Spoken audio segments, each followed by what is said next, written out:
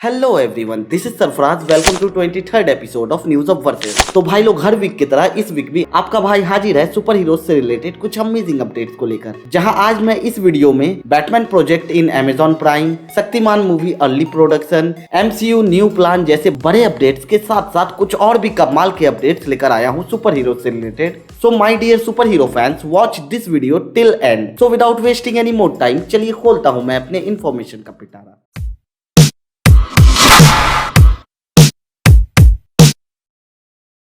सबसे पहली अपडेट है MCU के मॉडॉक के कैरेक्टर से related. Recently Antman Quantumania movie के राइटर जेफ लॉबनेस से जब ये पूछा गया कि एंटमैन क्वांटमेनिया मूवी में दिख चुका मॉडॉक का कैरेक्टर, जो कि कॉमिक्स एंड एनिमेटेड सीरीज में एक जीनियस एंड डेंजरस विलन की तरह देखने को मिल चुका है, तो उसे MCU में एक कॉमेडिक कैरेक्टर की तरह क्यों दिखाया गया है। जिससे रिलेटेड जेफ लॉबनेस ने ये बोल दिया है कि ऑडियंस चाहे कुछ भी समझे, लेकिन उनके हिसाब से मॉडॉक का कैरेक्टर एक कॉमेडिक कैरेक्टर है, तो इसलिए उन्होंने मूवी में इस कैरेक्टर को इस तरह से लिखा है। बट मैं उनसे यही कहना चाहूंगा कि शो बिजनेस में ऑडियंस को भी ध्यान में रखा जाता है, वरना MCU की अभी जैसी हालत है, कहीं उनकी ये स्टेटमेंट उन पर ही भारी न पड़ जाए।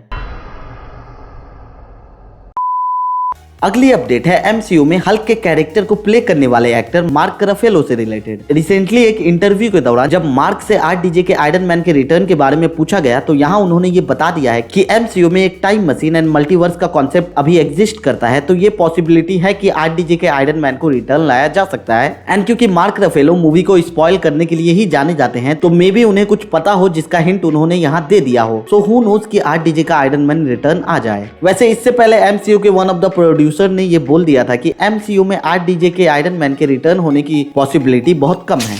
अगली अपडेट है मार्वल के घोस्ट राइडर के कैरेक्टर को प्ले कर चुके एक्टर निकोलस केज से रिलेटेड। रिसेंटली वैरायटी वालों के एक इंटरव्यू में जब उनसे ये पूछा गया कि क्या वो MCU में आना चाहते हैं, जिस पर उन्होंने बड़े फनी वे में ये बोल दिया है कि he is not interested in MCU because he is Nicolas fucking Cage. जिस स्टेटमेंट को सुनकर इतना तो समझ में आ गया है कि भाई ये बंदा हरफल मौला बंदा है एंड उसे MCU एंड DCU से कोई फर्क नहीं पड़ता है। अगली अपडेट है व्हाट इफ सीजन 2 से रिलेटेड। जैसा कि आप लोगों को पता है कि व्हाट इफ सीजन 2 के शो को इस ईयर से डिले करके 2024 के फर्स्ट क्वार्टर का कोई रिलीज डेट दिया जाएगा, जिससे रिलेटेड ये अपडेट निकल कर आई है कि इस शो का फर्स्ट टीजर हमें इसी महीने या फिर नेक्स्ट महीने तक देखने को मिल सकता है। वेल, इस शो से रिलेटेड ये भी जानने को मिला है कि इस सीजन में हमें हेला की कैरेक्टर भी देखने को मिल सकती है। वैसे इस शो के इस कैरेक्टर काहोरी के टॉय मर्केंडाइज को भी रिलीज कर दिया गया है, जो कैरेक्टर देखने से तो वकांडा से रिलेटेड कोई कैरेक्टर दिख रही है, जिसे MCU के ब्लैक पैंथर मूवी सीरीज में अभी तक तो फीचर नहीं किया गया है, लेकिन इसके बारे में तो हमें व्हाट इफ के सीजन 2 में ही पता चलेगा कि ये कैरेक्टर आखिर है क्या। अगली अपडेट है डेयरडेविल बॉर्न अगेन शो से रिलेटेड। रिसेंटली ये जानने को मिला है कि डेयरडेविल बॉर्न अगेन शो में नेटफ्लिक्स के पनिशर एंड जेसिका जोन्स के कैरेक्टर को रिटर्न किया जाएगा। इसके अलावा नेटफ्लिक्स के डेयरडेविल शो में जो Foggy Nelson and Karen Page की कैरेक्टर देखने को मिली थी, उन कैरेक्टर को MCU के डेयरडेविल शो में रिटर्न नहीं लाया जाएगा। वेल, डेयरडेविल से रिलेटेड ये भी डिटेल सुनने को मिली है कि MCU के इको के शो में सबसे पहले डेयरडेविल एंड किंगपिन के कैरेक्टर को सेटअप किया जाएगा एंड यही शो फिर डेयरडेविल बॉर्न अगेन शो को सेटअप करेगी। अगली अपडेट है MCU के guardian of the Galaxy volume 3 movie से रिलेटेड। रिसेंटली इस मूवी के रन टाइम को जेम्स गन की तरफ से रिवील कर दिया गया है कि ये मूवी अपने पिछले दोनों पार्ट वॉल्यूम 1 एंड वॉल्यूम 2 से ज्यादा लंबी होगी, जहां इस मूवी को 2 आवर्स एंड 30 मिनट्स का रन टाइम दिया गया है, जिस कारण ये मूवी MCU के लॉन्गेस्ट मूवीज के लिस्ट में 5th पोजीशन पर आ जाती है। अगली अपडेट है MCU के द मल्टीवर्स सागा से रिलेटेड। रिसेंटली एक लीक निकल कर आई है, जहां ये दावा किया जा रहा है कि MCU के मल्टीवर्स सागा में फेज 7 को भी इंक्लूड किया गया है। Fantastic four and Avenger secret Wars के मूवी को फेज 7 में शिफ्ट किया गया है। इसके अलावा ये भी बताया गया है कि सीक्रेट वॉर्स मूवी को अब MCU में 2 पार्ट्स में डिवाइड कर दिया गया है। इसके साथ साथ द मल्टीवर्स सागा के कुछ बड़े प्रोजेक्ट को भी इसमें ऐड किया गया है, जिसके ऊपर मैंने एक डेडिकेटेड वीडियो बनाकर ऑलरेडी एक्सप्लेन कर दिया है अपने इस वीडियो में। अगर आप उस वीडियो को देखना चाहते हैं तो उस वीडियो का लिंक आपको ऊपर आई बटन पर फ्लैश होता हुआ दिख रहा होगा, आप वहां से देख सकते हैं, जिससे पता चलता है कि MCU वाले एक बड़ा धमाका करने के मूड में हैं। मतलब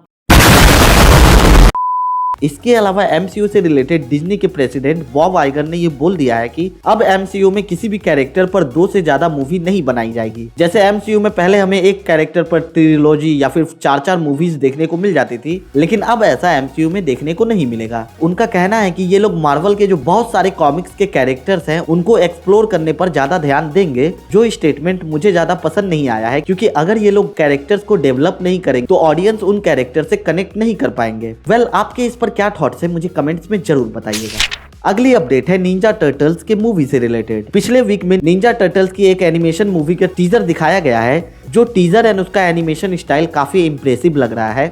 इस मूवी से रिलेटेड जो अमेजिंग बात है वो ये है कि इस मूवी में सुपरस्टार जैकी चैन स्प्लिंटर के कैरेक्टर को अपना वॉइस देते हुए देखने को मिलने वाले हैं। वैसे इस मूवी को इसी साल 4 अगस्त को रिलीज करने का प्लान है।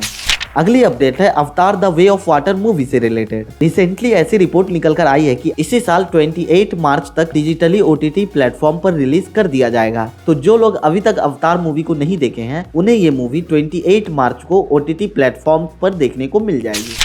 अगली अपडेट है शक्तिमान ट्रिलॉजी मूवी से रिलेटेड। रिसेंटली शक्तिमान के टीवी शो में शक्तिमान के कैरेक्टर को प्ले करने वाले एक्टर मुकेश खन्ना ने एक यूट्यूबर के साथ इंटरव्यू के दौरान ये बताया है कि शक्तिमान मूवी की प्री प्रोडक्शन एंड कास्टिंग पर काम चल रही है, जिस ट्रिलॉजी मूवी को बड़े लेवल पर बनाया जा रहा है, जहां इस मूवी के लिए कुछ हॉलीवुड डायरेक्टर एंड राइटर्स को सर्च किया जा रहा है। इसके अलावा फिलहाल तो शक्तिमान मूवी से रिलेटेड कोई बड़ी अपडेट नहीं मिली है, लेकिन जैसे ही कोई बड़ी अपडेट शक्तिमान मूवी से रिलेटेड मुझे पता चलेगी मैं आपको अपने चैनल पर वीडियो बनाकर अपडेट दे दूंगा। So do subscribe my channel. अब आते हैं DCU की तरफ। तो सबसे पहली अपडेट है बैटमैन के प्रोजेक्ट से रिलेटेड। तो ये अपडेट है बैटमैन कैप्ड क्रूसेडर के सीरीज से रिलेटेड। आपको बता दूं कि कुछ साल पहले HBO मैक्स पर बैटमैन कैप्ड क्रूसेडर की सीरीज को रिलीज करना था, लेकिन अनफॉर्चुनेटली ये एनिमेटेड सीरीज HBO मैक्स पर रिलीज नहीं हो पाई थी। बट नाउ हॉलीवुड रिपोर्टर की एक रिपोर्ट की माने तो इस प्रोजेक्ट के 2 सीजन को Amazon प्राइम पर रिलीज करने की न्यूज निकल कर आ रही है, जो हम फैंस के लिए एक अच्छी बात है, क्योंकि यार बैटमैन का चाहे एनिमेटेड प्रोजेक्ट हो या फिर लाइव एक्शन प्रोजेक्ट हो, फैंस को दोनों ही पसंद है। अगली एक रूमर्स है हेनरी कैविल से रिलेटेड। रिसेंटली ये डिटेल निकल कर आई है कि जेम्स गन हेनरी कैविल को DCU में रिटर्न करना चाहते हैं, जहां उन्होंने हेनरी कैविल को DC के फ्रैंकेनस्टाइन मॉन्स्टर का ऑफर दिया है, जो कि न्यू DCU के क्रिएचर कमांडोज के प्रोजेक्ट में देखने को मिलने वाला है। अभी तो इसकी कंफर्मेशन कहीं से नहीं आई है। वैसे मेरी इस पर अपनी ओपिनियन यही रहेगी कि अगर हेनरी कैविल को इस कैरेक्टर के लिए लिया जाता है तो सिंपली हेनरी कैविल जैसे सुपरस्टार एक्टर को एक तरह से DCU में वेस्ट किया जाएगा। तो मेरी तो यही तमन्ना है कि हेनरी कैविल इस रोल को बिल्कुल भी प्ले ना करे। अगली अपडेट है Shazam Fury of Gods movie से related. Recently Shazam Fury of Gods movie की अर्ली रिएक्शन निकल कर आई है, जहां इस मूवी के अर्ली रिएक्शन से पॉजिटिव रिस्पांस निकल कर आई है, जिससे ये जानने को मिल रहा है कि ये मूवी अपने फर्स्ट पार्ट की तरह फनी तो है, लेकिन इस बार इस मूवी में और ज्यादा क्रिएटिविटी डाली गई है, जहां इस बार मूवी में कॉमेडी के साथ साथ एक्शन पर कुछ ज्यादा ही फोकस किया गया है, जो डिटेल अर्ली रिएक्शन से निकल कर आई है। तो हाँ, मैं इस मूवी के लिए तो टोटली एक्साइटेड हो गया हूँ। DC रीसेट यूनिवर्स की ये मूवी हमें 5 दिनों में थिएटर्स में देखने को मिलने वाली है।